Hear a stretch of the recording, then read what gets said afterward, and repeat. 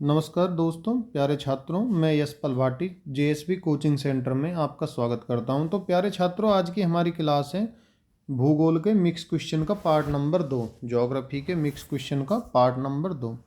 इसका हमारा पहला क्वेश्चन है, किस महासागर में किस महासागर में केप कमोरिन किस महासागर में केप कमोरिन स्थित है? तो ये केप कमोरिन स्थित है हिंद महासागर में। कहाँ पे स्थित है? हिंद महासागर में। अब इससे जुड़े हुए हम एक दो फैक्ट ले लेते हैं। हमारे देश की जो मुख्य भूमि है, हमारे देश की मुख्य भूमि का दक्षिणतम भाग, हमारे देश की मुख्य भूमि का दक्षिणतम भाग किस नाम से जाना जाता है? तो वो जाना जाता है कन्याकुमारी। हमारे देश की मुख्य भूमि का दक्षिणतम भाग किस नाम से जाना जाता है? वो जाना जाता है कन्याकुमारी के नाम से। कन्याकुमारी कन्याकुमारी के सबसे निकटतम कन्याकुमारी के सबसे निकटतम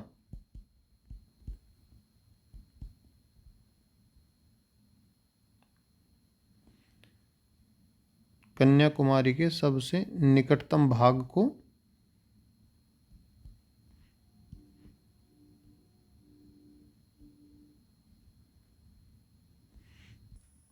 कन्याकुमारी के सबसे निकटतम स्थान को केप कमोरिन नाम से जाना जाता है।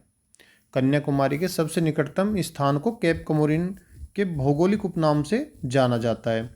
भारत के सबसे दक्षिणतम भाग का भारत के सबसे दक्षिणतम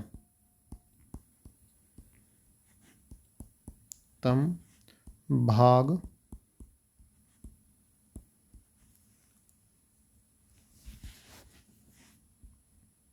को क्या कहा जाता है? भारत के सबसे दक्षिणतम भाग को क्या कहा जाता है? तो इसे कहा जाता है पिगमेलियन पॉइंट। पिगमेलियन पॉइंट, या इसका दूसरा नाम क्या है? इसे इंदिरा पॉइंट के नाम से भी जाना जाता है। किस नाम से? पिगमेलियन पॉइंट या इंदिरा पॉइंट।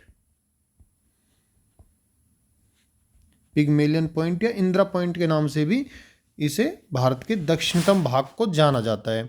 और भारत की जो मुख्य भूमि है उसे कन्याकुमारी के नाम से जाना जाता है। और कन्याकुमारी के सबसे निकटतम स्थान को केप कमोरिन भौगोलिक उपनाम से जाना जाता है। अब आप कहोगे कि सर दक्षिणतम भाग को कन्याकुमारी भी बतला रहे हो आप, और पिगमेलियन पॉइंट भी। तो ये कन्याकुमारी का जो मुख्य भूमि है, जो हमारा स्थल है, स्थल भाग का जो अंतिम छोर है उसको कहते हैं कन्याकुमारी। और जो जलीय जलीय भाग है हमारा, उसका दक्षिणतम भाग है। जलीय भाग का, हमारे देश के दक्षिणतम भाग का जो जलीय पॉइंट है उसको कहते हैं पिगमेलियन पॉइंट। नेक्स्ट हमारा क्वेश्चन है, बाल्टिक सागर को उत्तरी सागर से मिलाने वाली नहर को किस नाम से जाना जाता है, या उस नहर का क्या नाम है? उस नहर का नाम है कील नहर। उस नहर का क्या नाम है? कील नहर। बाल्टिक समुद्र को उत्तरी समुद्र से मिलाने वाली नहर कौन सी है? वो है कील नहर।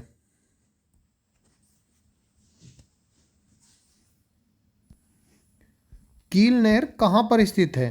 कील नहर कहाँ पर स्थित है? तो ये जर्मनी देश में स्थित है। कील नहर कहाँ पर स्थित है? ये जर्मनी देश में स्थित है। और सुएज नहर भूमध्य सागर को सुएज नहर भूमध्य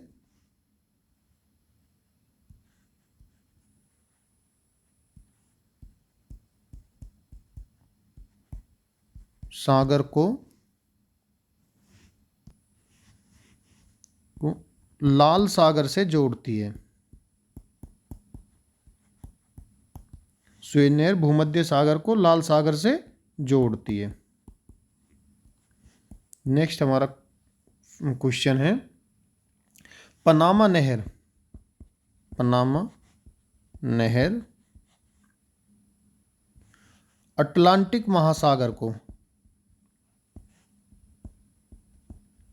पनामा नहर अटलांटिक महासागर को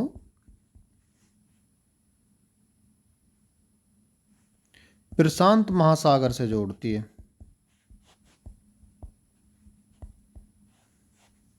पनामा नहर अटलांटिक महासागर को प्रशांत महासागर से जोड़ती है। और ये माओरी जनजाति कहाँ पाई जाती है? माओरी जनजाति कहाँ पाई जाती है? माओरी जनजाति पाई जाती है न्यूजीलैंड में। कहाँ पर? न्यूजीलैंड देश में। माओरी जनजाति कहाँ पाई जाती है? न्यूजीलैंड देश में। सुंडा गर्त कहाँ पर स्थित है? सुंडा गर्त कहाँ पर स्थित है? तो सुंडा गर्त स्थित है, सुंडा गर्त कहाँ पर स्थित है? सुंडा गर्त है हिंद महासागर में। नेक्स्ट हमारा क्वेश्चन, झीलों के अध्ययन को क्या कहते हैं? झीलों के अध्ययन को कहते हैं लिम्नोलॉजी। क्या कहते हैं? लिम्नोलॉजी। भारत की सर्वाधिक मीठे जल की झील कौन सी है? मीठे पानी की। भारत की सर्वाधिक मीठे पानी की झील का क्या नाम है? उसका नाम है वूलर झील। वूलर झील। वूलर झील कहाँ पर स्थित है? तो ये जम्मू कश्मीर में, JNK में स्थित है वूलर झील।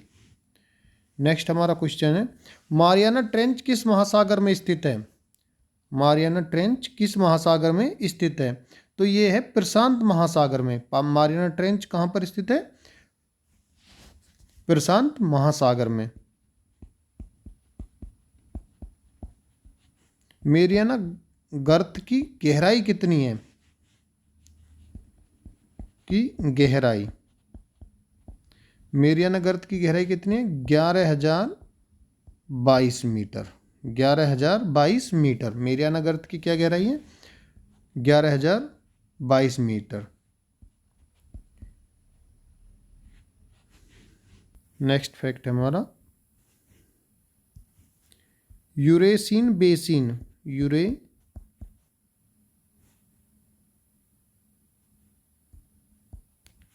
यूरेशियन बेसिन कहाँ पर स्थित है? तो ये आर्कटिक महासागर में है। आर्कटिक महासागर में स्थित है यूरेशियन बेसिन। नेक्स्ट हमारा क्वेश्चन है, विश्व का सबसे बड़ा कोरल ग्रेट बैरियर रीफ कहाँ स्थित है? विश्व का सबसे बड़ा कोरल ग्रेट बैरियर रीफ कहाँ पर स्थित है? तो ये स्थित है ऑस्ट्रेलिया देश में। कहाँ पर है? ऑस्ट्रेलिया देश में। नेक्स्ट हमारा क्वेश्चन है, ओजोन परत किस स्तर में पाया जाता है? तो ओजोन परत 30 से 50 किलोमीटर, यानी हमारे वायुमंडल का जो स्तर है 30 से 50 किलोमीटर ऊपर समताप मंडल में पाई जाती है। क्या? ओजोन परत। ओजोन परत, ये क्वेश्चन भी बनता है, ओजोन परत किस मंडल में स्थित है? ओजोन परत किस मंडल में? तो ये है समताप मंडल में। ओजोन परत किस मंडल में पाई जाती है? ओजोन परत पाई जाती है समताप मंडल में। इसको इंग्लिश में क्या कहते हैं? स्ट्रेटोस्फीयर। समताप मंडल का इंग्लिश में नाम क्या है? स्ट्रेटोस्फीयर। ओजोन परत का फॉर्मूला क्या है? ओजोन परत का फॉर्मूला इसका है O3। ओजोन परत का फॉर्मूला क्या है? O3। ओजोन परत से हमें क्या फायदा है? ओजोन परत हमें सूर्य की पराबैंगनी किरणों से बचाती है। सूर्य की पराबैंगनी किरणों से, सूर्य की पराबैंगनी किरणों से हमारी रक्षा करती है ओजोन परत। नेक्स्ट क्वेश्चन हमारा, ओजोन परत में छिद्र किस स्थान पर हुआ है? ओजोन परत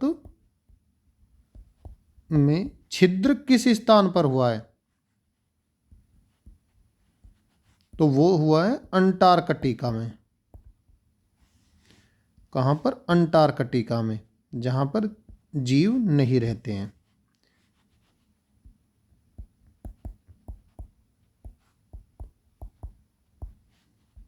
अंटार्कटिका में ओजोन परत में छिद्र हो गया है।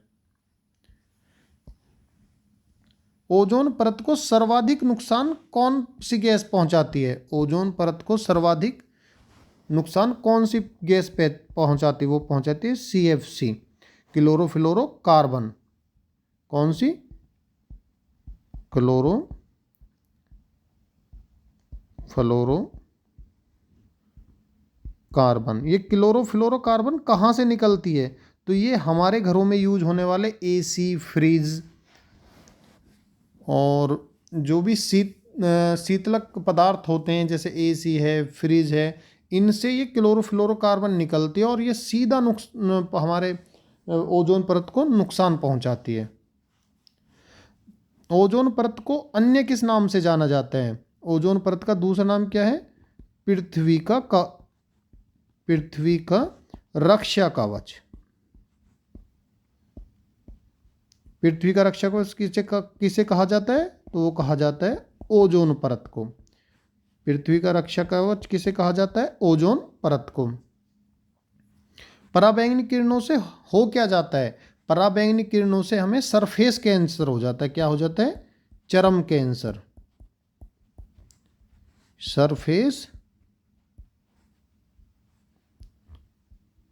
सरफेस कैंसर हो जाता है हमें पराबैंगनी किरणों से। और पराबैंगनी किरणों से हमारी रक्षा कौन करती है? वो करती है ओजोन परत। ओजोन परत कहाँ पर स्थित है?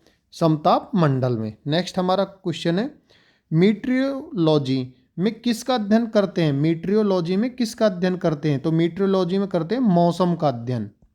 किसका? मौसम का अध्ययन। भारतीय मौसम विज्ञान संस्थान का मुख्यालय कहाँ स्थित है? भारतीय मौसम विज्ञान संस्थान का मुख्यालय कहाँ स्थित है? यह है नई दिल्ली में। भारतीय मौसम विज्ञान संस्थान का मुख्यालय कहाँ स्थित है? नई दिल्ली में। और भारतीय मौसम वेधशाला कहाँ है? भारतीय मौसम वेधशाला। ये दोनों क्वेश्चन अलग अलग हैं। भारतीय मौसम विज्ञान संस्थान का मुख्यालय कहाँ है? नई दिल्ली में। और भारतीय मौसम वेधशाला कहाँ स्थित है? ये है पुणे में। कहाँ पर? पुणे में।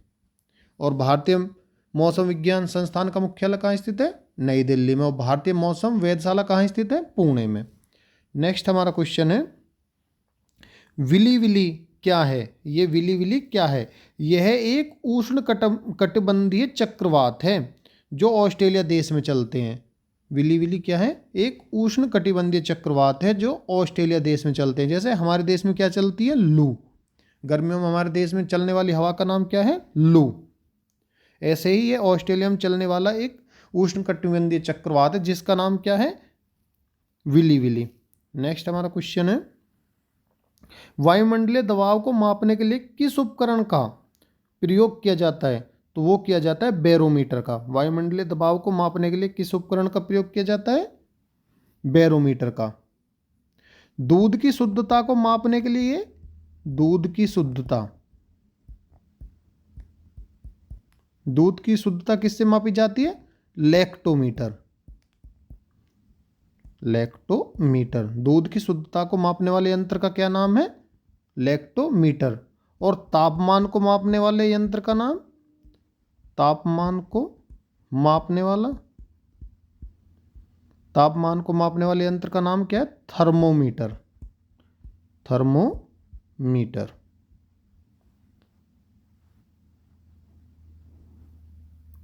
और बैरोग्राफ से क्या नापा जाता है?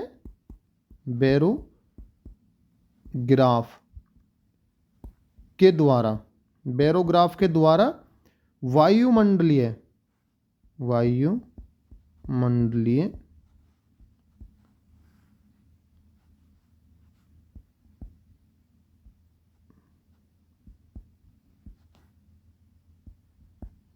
दबाव में होने वाले परिवर्तन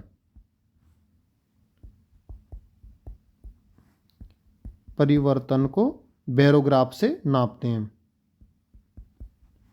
वायुमंडलीय दबाव में होने वाला परिवर्तन किससे मापा जाता है? वो मापा जाता है बैरोग्राफ से। नेक्स्ट हमारा क्वेश्चन है, भारत की सबसे प्राचीन तेल शोधनशाला कहाँ स्थित है? भारत की सबसे प्राचीन तेल शोधनशाला कहाँ पर स्थित है? तो ये स्थित है डिगबोई, असम में। डिगबोई जगह कहाँ पे पड़ती है? असम में। तो ये डिगबोई असम में स्थित है भारत की सबसे प्राचीन तेल शोधनशाला। ये कब बनी थी? ये बनी थी सन 1901 में। कब बनी? सन 1901 में। नेक्स्ट हमारा क्वेश्चन है, हवा में किस गैस के छोड़े जाने से अम्ल वर्षा होती है? तो ये सल्फर डाइऑक्साइड और नाइट्रोजन ऑक्साइड, सल्फर डाइऑक्साइड और नाइट्रोजन ऑक्साइड के छोड़े जाने की वजह से अम्ल वर्षा होती है। अब अम्ल वर्षा से क्या नुकसान होता है? अम्ल वर्षा से एक तो पॉल्यूशन की बारिश से जैसे पॉल्यूशन खत्म होता है, लेकिन इससे तो और पॉल्यूशन बढ़ता है। पेड़ पौधों को नुकसान पहुंचता है। जैसे अभी एक क्वेश्चन आया था कि ताजमहल के पत्थर को नुकसान किस चीज़ से होता है? तो ताजमहल के पत्थर को जो नुकसान हो रहा है वो अम्ल वर्षा से हो रहा है। किससे हो रहा है? अम्ल वर्षा से। अब वहाँ पे अम्ल वर्षा क्यों होती है? आगरा में, आगरा के निकट ही मथुरा तेल रिफाइनरी है। क्या है? मथुरा तेल रिफाइनरी।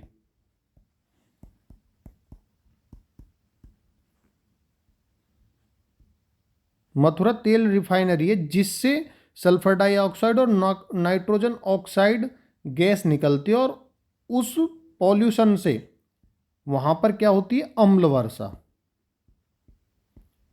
जिसके कारण क्या होता है? ताजमहल का जो पत्थर है,